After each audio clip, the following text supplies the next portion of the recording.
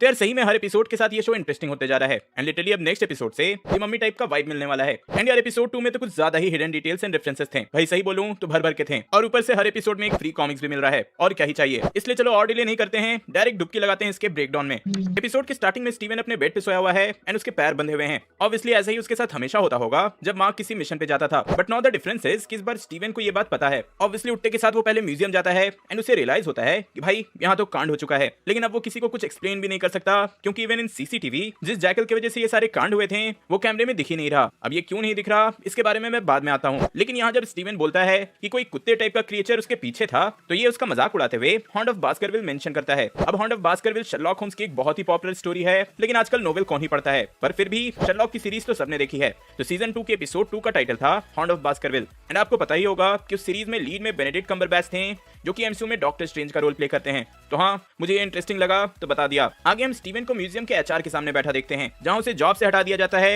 And HR उसे suggest करता है कि वो डॉक्टर को दिखाए। ऑब्वियसली सीसीटीवी फुटेज से ऐसा लगा होगा कि सारा कांड स्टीवन ने किया है। वैसे एचआर के रूम में आप यहाँ एक पोस्टर देख सकते हो जो कि इजिप्शियन सन गॉड रा है। भाई ऐसे कई सारे छोटे छोटे डिटेल्स ओवरऑल पूरे सीरीज में फैले हुए हैं। आगे बढ़े तो स्टीवन म्यूजियम से निकलने के बाद वही गोल्डन स्टैचू से बातें शेयर करने लगता है, जिसके बारे में मैंने लास्ट ब्रेकडाउन में ही बता दिया था कि एक क्रॉली है जो कि कॉमिक्स में मून नाइट का इन्फॉर्मेंट था। देन हम देखते हैं कि स्टीवन को जो चाबी मिली थी वो एक स्टोरेज रूम का है एंड इसी स्टोरेज रूम को ढूंढते हुए वो वहां पहुंच भी जाता है और यहाँ उसे मिलता है अपने दूसरे आइडेंटिटी मार्क स्पेक्टर का ठिकाना। मतलब मार्क को जब भी रेस्ट करना होता है या फिर कुछ स्टोर करना होता है तो वो यहाँ आता है। बट इस स्टोरेज में घुसने से पहले कुछ हिडन डिटेल्स, यहाँ जो क्यूआर कोड आप देख रहे हो, अगर इसको स्कैन करोगे तो एक लिंक ओपन होता है एंड वहां से आपको वेयरवुल्फ बाय नाइट का इशू नंबर 33 फ्री में पढ़ पाओगे। लास्ट वीक भी सेम क्यूआर कोड पे इशू नंबर 32 था जिसमें मून नाइट का फर्स्ट अपीयरेंस हुआ था। तो हाँ, हर वीक इस क्यूआर कोड पे आपको ऐसे ही नए कॉमिक्स मिलते रहेंगे। तो हाँ यार सही है, सीरीज देखो फिर कॉमिक्स पढ़ो। अब वैसे यहाँ नंबर 43 भी मेंशन किया गया है एंड इस कॉमिक्स में मून नाइट के इशू नंबर 43 को चेकआउट करोगे तो पता चलता है कि यहाँ पहली बार मून नाइट में इटर्नल्स में दिखे ब्लैक नाइट के साथ टीम अप किया था।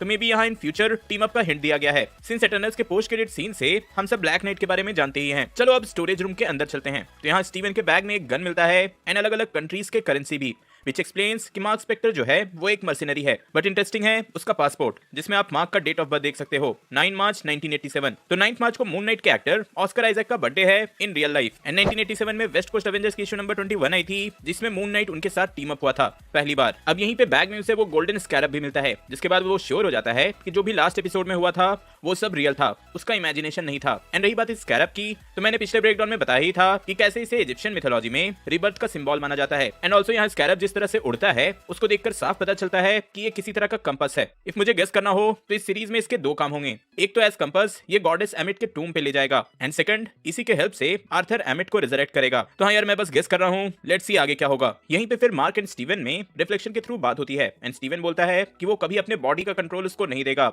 एंड वहां से निकलते ही उसे फिर से खौंशू दिखता है, जिससे भागते भागते वो यार डायरेक्ट लाइला के सामने पहुंचता है। अब इंटरेस्टिंगली ये जो लाइला का कैरेक्टर है वो मार्क स्पेक्टर की वाइफ है एंड दोनों का डिवोर्स भी होने वाला है। अब यहाँ पे कई सारे माइनर डिटेल्स पता चलते हैं दोनों के कन्वर्सेशन से, जैसे कि दोनों को इजिप्शियन मिथोलॉजी में इंटरेस्ट है, दोनों ने कई सारे एडवेंचर साथ में किए हैं एंड इवन स्कैरब को भी दोनों ने साथ में ही ढूंढा था। वैसे यहाँ एक फ्रेंच पोएट मार्सिलीन को भी मेंशन किया गया है, जिससे तो ऐसा ही लगता है कि लाइला की जो कैरेक्टर है वो फ्रेंच है। एंड यहाँ मार्सिलीन नाम की एक पोएट को चूज में भी इसलिए किया गया हो सिंस लाइला की जो कैरेक्टर है उसे कॉमिक से मार्लिन नाम के कैरेक्टर पे बेस्ड बनाया गया है। तो हाँ, मार्लिन मार्सिलीन में भी ऐसा हो सकता है। खैर यहाँ स्टीवन के फ्लैट में पुलिस वाले आ जाते हैं एंड स्टीवन को अपने साथ लेके जाते हैं एंड रिवील होता है कि यार ये पुलिस वाले भी आर्थर के फॉलोअर्स हैं। और वहीं दूसरी तरफ लाइला स्कैरब लेकर भाग जाती है। वैसे यहाँ जब पुलिस वाले मार्क के फाइल्स को निकालते हैं तो आप यहाँ नंबर 1975 देख सकते हो। ये रेफरेंस है कॉमिक्स में मून नाइट के फर्स्ट अपीयरेंस का। वेयरवुल्फ बाय नाइट की इशू नंबर 32 में इस कैरेक्टर का फर्स्ट अपीयरेंस 1975 में हुआ था। देन यहीं पे नीचे निक पेपिन का नाम लिखा है एंड एज पर IMDb ये एक क्रू मेंबर है मार्वल स्टूडियोज के, जिन्होंने लगभग MCU के हर प्रोजेक्ट में काम किया है। तो हाँ, ये भी एक अच्छा रेफरेंस था। वैसे मार्क को as per police files fugitive declare किया गया है एंड पूछताछ के लिए वो वांटेड है किसी आर्कियोलॉजिकल साइट पे कई सारे डेड बॉडी मिलने के कारण। एंड इफ आपने मेरी मून नाइट की ओरिजिन वीडियो देखी होगी तो आप ये रेफरेंस समझ ही गए होंगे। फिर यहीं पे आर्थर स्टीवन से मिलता है एंड इनकी बातों से बहुत सारे डिटेल्स पता चलते हैं।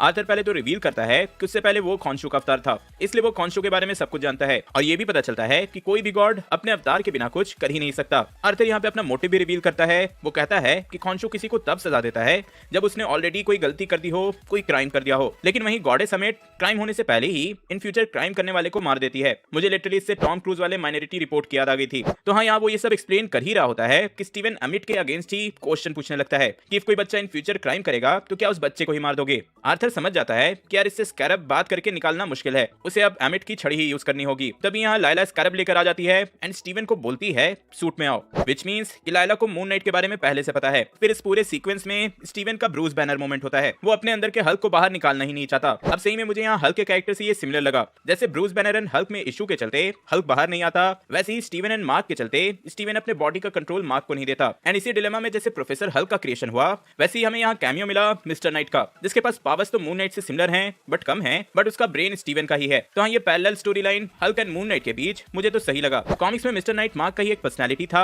आप इसको फॉर्मल मून नाइट कह सकते हो, जो कि मून नाइट के लिए ऑफिशियल वर्क करता था, जैसे कि पुलिस से बात करना, डिटेल्स कलेक्ट करना, क्राइम सीन एक्सप्लेन करना, ये सब। तो हाँ, यहाँ सीरीज में इन्होंने इसे अलग वे में यूज किया है। वैसे यहाँ मार्क स्टीवन को बोलता भी है कि उसने कर्नल सैंडर्स का सूट क्यों पहन लिया, एंड शायद आपने ये रेफरेंस नोटिस नहीं किया हो, तो कर्नल सैंडर्स ये हैं जो कि KFC के फाउंडर थे। वैसे यहाँ पे फिर से आर्थर ने वही इजिप्शियन जैकल को स्टीवन के पीछे लगा दिया, एंड जो इफेक्ट एंड पर्पल कलर का यूज यहाँ किया गया, मुझे तो यार डोरमामू की याद आ गई। एंड यार सही में ऐसा फील भी होता है कि ये क्रिएचर किसी दूसरे डायमेंशन से ही आया है। वैसे ऐसा ही सिमिलर इफेक्ट पावर स्टोन का भी था, but I don't think so infinity saga के बाद ये लोग इन्फिनिटी स्टोन से कोई कनेक्शन दिखाएंगे। वैसे ये क्रिएचर स्टीवन एंड आर्थर को छोड़कर किसी को नहीं दिखता, विच मींस कि ये सिर्फ गॉड्स के अवतार को दिखता है। यहाँ पे एक दो और मेजर रेफरेंस थे जो कि शायद सबने मिस कर दिया होगा।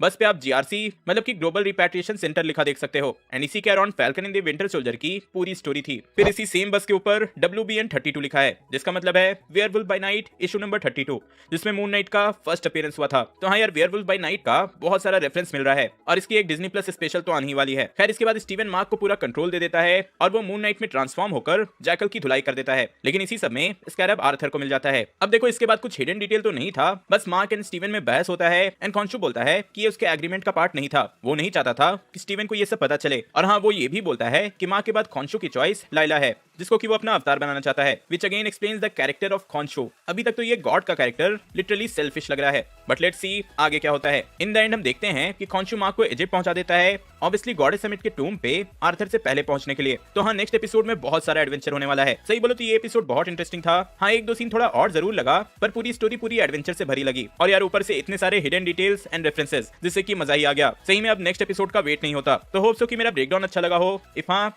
लाइक करना, शेयर करना, एंड अगर कोई मुझसे डिटेल मिस हो गया है तो कमेंट में बता देना।